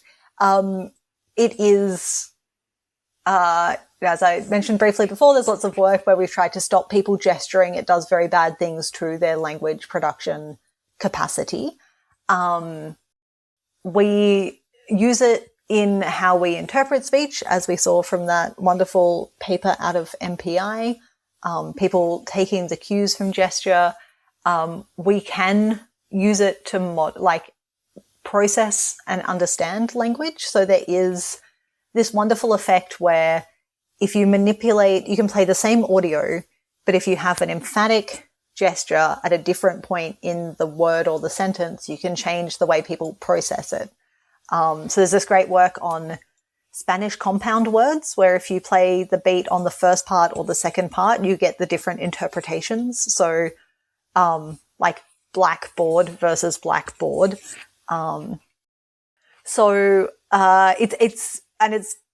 called the gesture McGurk effect because the visual channel is messing with your audio processing skills. So, gesture is, absolutely a part of the way that we communicate with our bodies. We'll find that study and we'll put up a video on the McGurk effect as well. That's on becauselanguage.com. And we should probably also say that the study we've been referring to about the predicting things from MPI Nijmegen, it's by Ter Becke et al. And so they're from Max Planck Institute for Psycholinguistics and Donders Institute for Brain Sciences. And it's, as far as I understand, open source. It looks like open access. I mean, love it. So you've written this book. Yes. For Oxford University Press called a Slim Guide? Oop. It is a slim guide. Gesture.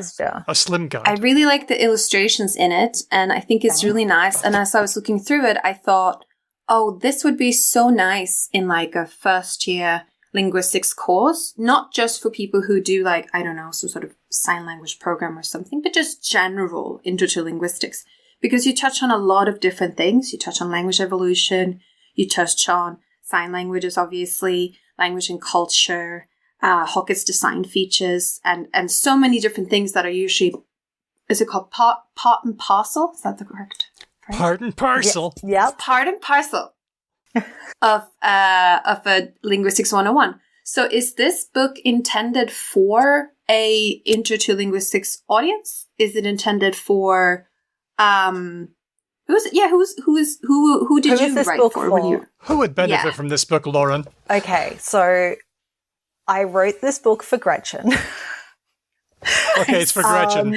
Audience number one. Specifically for Gretchen. So when she was putting together, because internet, and there's a whole chapter in that where we lay out our theory about emoji as gesture for written communication.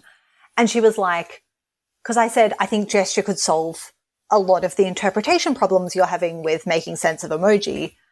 And she's like, great, do you have an intro to gesture for me? And I was like, no. I was like, I, for many years, got to teach a second year undergraduate subject on gesture and language, which was very, very dear to my heart. So I bundled up a bunch of lecture slides and articles and a couple of very useful but very, very dense and detailed and analytical books, which are wonderful, but not that kind of like breezy, chatty, let me just tell you the fun key highlights that you need.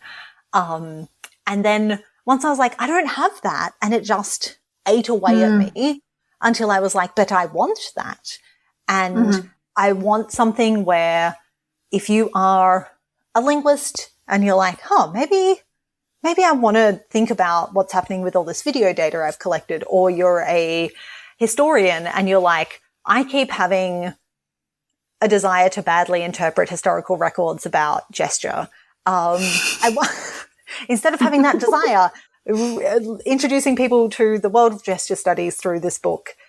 So, I mean, Gretchen was my first audience, but I kind of wrote the whole thing with this, like, you might know a little bit about linguistics. You might know nothing about linguistics. How quickly can I bring you up to speed on the many ways in which gesture is part of language? So I would love it if people used this book as part of undergraduate subjects. I would love it if researchers in a whole bunch of fields used it to add gesture as a part of their research. That is the expanded answer of who the audience for this book is. The book is Gesture, A Slim Guide. It's out now from Oxford University Press. We've been talking to the author, Dr. Lauren Gawne. Lauren, how can people find out what you're up to? They can listen to Lingthusiasm, a podcast that's enthusiastic about linguistics, or this podcast whenever I apparently choose to gate crash from this point on. Precisely. And I am on a variety of social media at various points, but always at my blog, which is superlinguo.com. Lauren Gawne, thanks so much for hanging out with us. This has been a lot of fun. So great chatting.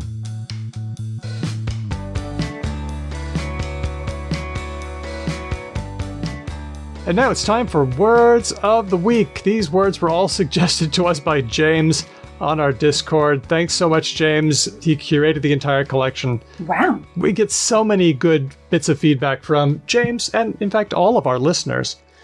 Let's start with this one. Swerve. To swerve. Similar to avoid. Yes, right? Or evade, possibly. Or right? evade. But notice what's happening. Usually you'd say, I was in the car and something was in the road, so I swerved. Verb intransitive. Yep. Now it's being used as a transitive. So, oh no, I got swerved when someone avoids you. Or someone tried to talk to me, but I swerved him. To swerve someone. Oh, nice. To swerve someone or something. Like I swerved the call. No. I'm thinking a lot about Crusader Kings. There were some evangelists, and I swerved them. Yeah. Okay, cool. I like that. Yep. So it's the swerve construction. Lovely. Love it. Next one, James has alerted us to dirty soda. A dirty soda. Okay. Have you run across this? I have run across other dirty things. So a dirty chai, I think, is a Indian, like South Asian style milky drink, but with, I think, coffee instead of tea. Or something like that? It contains a double shot of espresso, steamed milk, and spiced black tea masala chai. That's from Spruce Eats. So you actually have both tea and coffee in the same drink, which is... And that's a dirty chai. Yeah, and I think you can dirty other things, but I think some of them mean add alcohol and some of them mean add coffee. Yeah, it's funny because I've been trying to track this for a long time. It's been on the periphery of my understanding. What does it take to make a drink dirty? Because I know that there's a dirty martini. That's been around for 100 years. Right. What's that? Well, it's gin or vodka, dry vermouth, and olive brine, olive juice. Ugh. All right. Apparently people like it. Yep. And then one of my favorite drinks, Negroni Spagliato, of meme fame from a couple of years ago, is like a Negroni, except instead of one of the things you have Prosecco. I forget what it is you replace with. Okay. Spagliato means spotted. Oh, like macchiato. Like dirty. Like, yeah. So it's like a dirty Negroni, except you just say it in Italian because you're cool. Yeah, okay, cool. There's also a dirty coffee. It's got dirty espresso coffee on the top and then chilled cold milk or cream at the bottom, and that's known as a dirty coffee. Okay. Wait. So if you said you were going to make me a dirty coffee, I would assume you would put like rum in it. That is not a definition that I saw, but I wasn't able to do a ton of research here. But now there's dirty soda. What's a dirty soda? Take a guess. I do know that in some places people put milk in sodas. Is it that? It is that. It's soda spiked with cream. We need to do spiked at some point. Cream and flavored syrup. It's growing in popularity because Mormons? You know, people in Utah don't drink a lot of coffee or alcohol, at least they're not supposed to if they are Latter-day Saints.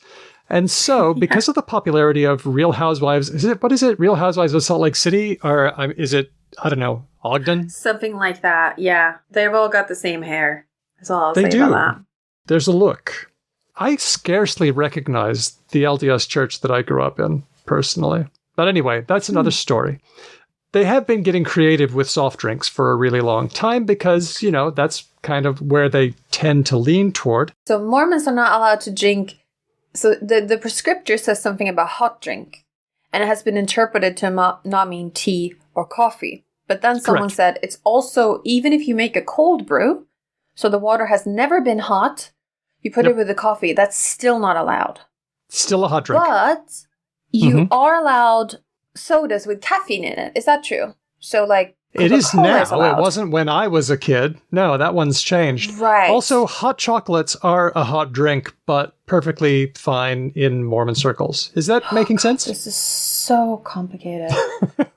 Okay, I know. But you all get a planet when you die, so it's all beautiful. No, the planet doctrine has been deprecated since the Book of Mormon musical because people thought it sounded silly. And it's so good, though. I want a planet. Now we're getting into an area that I didn't mean to get into. I'm trying to stay positive about. Anyway, dirty sodas are, you put milk in it. I had only had this in Indonesia. They would often be like, when you order a soda at a restaurant, they would be like, and is that with or without milk? And the first time I was like, sorry, I didn't mean coffee. And they were like, no. You ordered a Coca-Cola. Would you like that with milk? I was like, yes. Why would I want that? Mm-hmm. Yeah, but have you ever had a spider or a float, a root beer float? See, that's just cold milk, right? Ice cream. Drop some ice cream in there. Yum. That's a soda with a scoop of vanilla ice cream on top. It's very nice. Ah, so good. Okay, so here's the recipe for the original dirty soda. I'm getting this from an article from eater.com by Amy McCarthy. A Diet Coke. Diet Coke, okay. Diet Coke. Poured over ice, then spiked with a shot of coconut syrup. Okay. Lime juice. Mm-hmm. And half and half, which is in the USA, half milk, half cream. So just not thickened cream, but something like that. Anyway, I think it sounds quite good, and I would love to try a dirty soda. If I ever find myself in Utah, I'll give it a shot with my coffee. You can probably do it at home. Well, you can, if you can get a hold of Coffee Mate, because they make that weird coffee creamer powder stuff. They've got a product that's expressly devoted to dirty sodas. They call it Dirty Soda Creamer, and you can put some of that in your soda. How about that? That'd be good. It's got the coconut flavor, bit of the lime. Okay, all right. Okay, so I guess we could say that dirty in general means something that's been adulterated with something else, but what that is depends. I guess if I had a dirty soda and stuck some coffee in there, that might be good. That'd be good. But in various ways, it's like making it a bit more naughty. Like it's like adding fat or alcohol or coffee, right? Something You're not good. like you're not like diluting it with water. Like no. You're That's adding not dirty. something. Yeah. Yeah. You're adulterating it. Yeah. Yes. Mm-hmm. Yeah. Okay. All right. Last one. Manu. Manu. One of our patrons is named Manu. I was just going to say that. Manu It's is a French name. one of our patrons. Manu. If But I that's just not about started the him. word Manu, I would... Oh, Manu, it's hard because it's just two nasals and two very common vowels. So it could come from any language, basically. Right? Yep. Tell me about it. I think I have This an one idea, but comes tell me. from New Zealand English. It's from Maori. Yeah. Yes. And it's about making a gigantic splash. What do you call making a gigantic splash in the pool in your variety of English? Bath bomb. Bath bomb. Okay. I've heard bombies in Australia, but of course it was the cannonball in the USA. Well, Right. around there in Maori circles, they call it the Manu. And this is an article from Pankaj Rohila and Dahyun Choi in The Conversation. They're postdoctoral fellows in fluid dynamics at Georgia Tech. We've been doing a lot of Georgia Tech stories today. They launched an investigation into what makes an optimal Manu, and they made a Manu bot, which is like a V-shaped plastic clip that can spring open underwater. Yeah, this is empirical. Okay, so the physics of it is this. When you jump into the pool, you make a splash, but there are actually two splashes. The crown splash is the first one when you hit the water. The water kind of goes. But then there's also a big giant galoop, and that is the Worthington splash, named after somebody named Worthington, who I guess must have been very good at them. That's the one that you want. So to make a really good Manu, you hit the water like a V, and then you open up at the right time. Above or under the water? Slightly under the water, but not too far, depending on what your body is like. Ah, okay. What happens is you hit the water like a V, and then there's a little bit of air near you. You make a cavity. And then you open up, and the cavity collapses, and that makes the water go kabloop. Gulp. And then you get that splash. How about that? That's fun. I like that. You can see some videos. We've got that conversation article up on the show notes for this episode, becauselanguage.com, and you can watch videos of how they managed to find the way to make an optimal Manu, and you can maybe do some maneuvers yourself. This is a fun one. Thank you so much, James. Manu jumping, I had actually been seeing a lot of videos on my various social media feeds of people in New Zealand jumping into water. And I just thought it was because I get a lot of general Polynesian New Zealand content. I didn't know it it was happening outside. But it's a fun thing to be doing. Yeah. Nice big There you splashes. go. So, Swerve, Dirty Soda, and Manu are words of the week. Thanks to James for all of those words. Let's take a comment from Andy from Logophilius, who says, DB&H, I haven't even finished listening to episode 117 yet, but I am compelled to jump in like an incel in the comments section of a feminist website. Ooh. I was surprised there was so much hemming and hawing about whether callus, that is the hard bit on your foot, and callous, meaning unfeeling, are related. Remember that? We were like, I don't know. It's hard. Yeah. Andy says, this isn't some one-off noun-adjective pair. There is a small but noteworthy set of English word pairs in which the noun form ends in us and the of or related to adjective form ends in ous. Okay. The most common pair has got to be mucus, the stuff, us, and mucus, ous, the adjective like mucous membranes, which I didn't even realize wasn't spelled US. Mucous membranes are OUS. I didn't Did you understand realize? it was an adjective. I thought it was a noun compound thing. Huh. Okay, it's time to hit the All Google right. Ngram viewer. Hang on. Okay, No, hang on. I We're doing believe this. Andy. I tend to believe Andy as well because he knows his stuff. But I do think Andy should choose. choose another metaphor than an incel in a comment section of a feminist debate. But I see here that Andy has written that there are some Mormons Should I go on reading while you look it up? Would you please? There are others. Some are medical/technical. Some have been superseded by different forms. Some have seen separation in use. So he writes humus or humus and humus. So this is if you in primary school or something were taught that there are different layers of soil. Mm-hmm. There is the humus layer, not related, as far as I know, related or not, to the nice chickpea spread. Not related. Not related. Not related, you say? Okay. All right, we'll find out. Fungus and funguous. This one is starting to tickle. I have a paradigm here. Fungus, funguous. It's not funguous. There's no extra U. Fungus. No wonder these things are sort of collapsing because they sound just exactly the same. Why are you pouting, Hedvig? What's... Because I thought it was funguous. Okay. Well, maybe it is. Pronounce it. It could be. This is English we're talking about here. What else? Am I supposed to say fungus? Which makes no sense at all. You say it your way. Makes more sense. This is a very funguous place. You're looking rather funguous, Hedvig. All right, okay. And then estrus, which is this thing that happens to... It's sort of like periods for other mammals.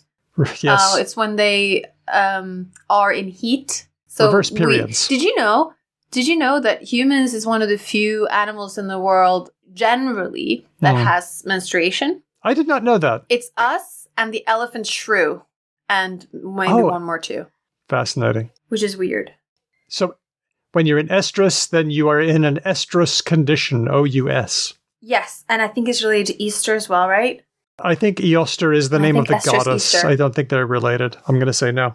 I think they are. We'll leave. Comment in and tell Daniel he's Discordians, wrong. We need you. We need you. Yeah. So Andy has written estrus again, but now there's an O in there, and you're just going to have to believe me. Gibbous and gibbous. Gibbous. Which is like the moon, right? God knows. And then Andy's favorite, sarcophagus, which is where you put dead people. I've heard sarcophagus. Mm-hmm. Sarcophagus and sarcophag. Again, there's going to be an O in there, and I don't know for the life of me. Sarcophagus. Okay, so I've never... You know what? This is all a whole new world to me. I have been unaware of the variation in these endings, but it's fascinating. Andy, thank you very much. We give you the Because language salute. Andy, if you could send a speak pipe saying these things. Yes, please. Because we're very confused. Because if I saw this in the wild, I would just assume it's some sort of American-British spelling thing that I didn't know about. Totes. Like color or something. I would be like, oh, there's an O in there. They're probably British somehow. I will, however, point out that mucous membrane is overwhelmingly O-U-S in the Google Ngram viewer in books. So mucus, M-U-C-U-S membrane, not even a bump. Nope. This smells like Latin declinations. Sure does. Seems like a lot of unnecessary fuss and bother. That's what I think. Thanks a lot, Andy. Thanks also to our guest, Lauren Gawne. Yeah, lovely to have you on, Lauren. And thanks to everyone who gave stories, words, and comments. Thanks to Speech Docs, who transcribes all the words. And thanks to you, great patrons. Shall I take the first bit? Okay, you take it. Hey, we're really thankful to everyone who gives us all their support. And here are the ways that people have done it, and it really keeps us afloat. Lots of people follow us on the socials. We are, in most places, Because Lang Pod, although on Blue Sky, we are becauselanguage.com. People are also sending us lots of great stuff on SpeakPipe. That's on our website, becauselanguage.com. We love playing those. They're a lot of fun, and we love hearing your voices. People are also emailing us stuff, hello@becauselanguage.com.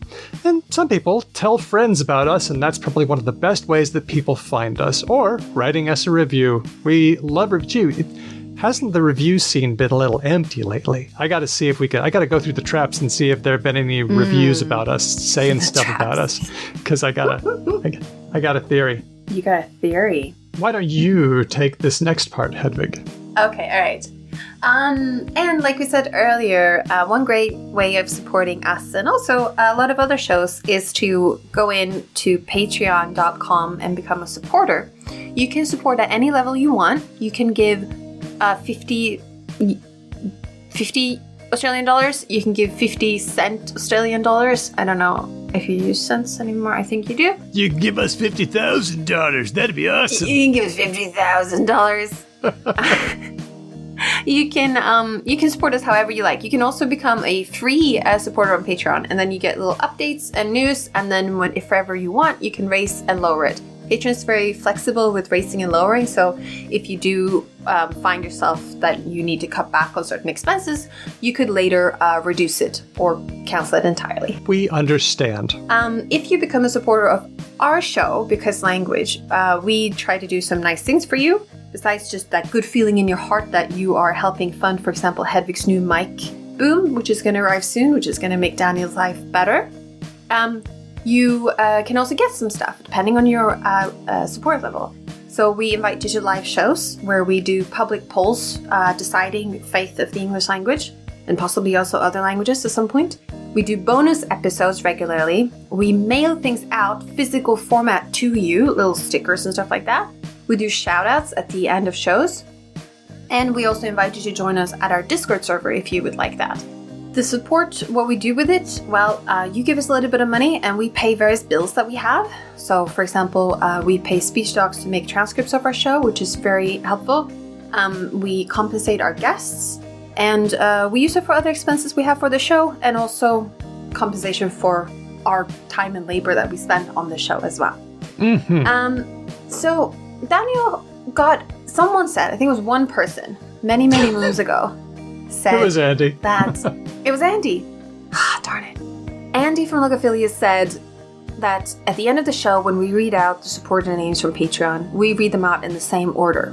And I think Andy was starting to feel like the order was the same, and that was a bit boring. So asked us to spruce it up a little. There's that word again. Wow. And what has Daniel been up to since then? Well, he orders it by, let's see. Oh, it doesn't say in my notes. No, it doesn't. So, do you want to hear?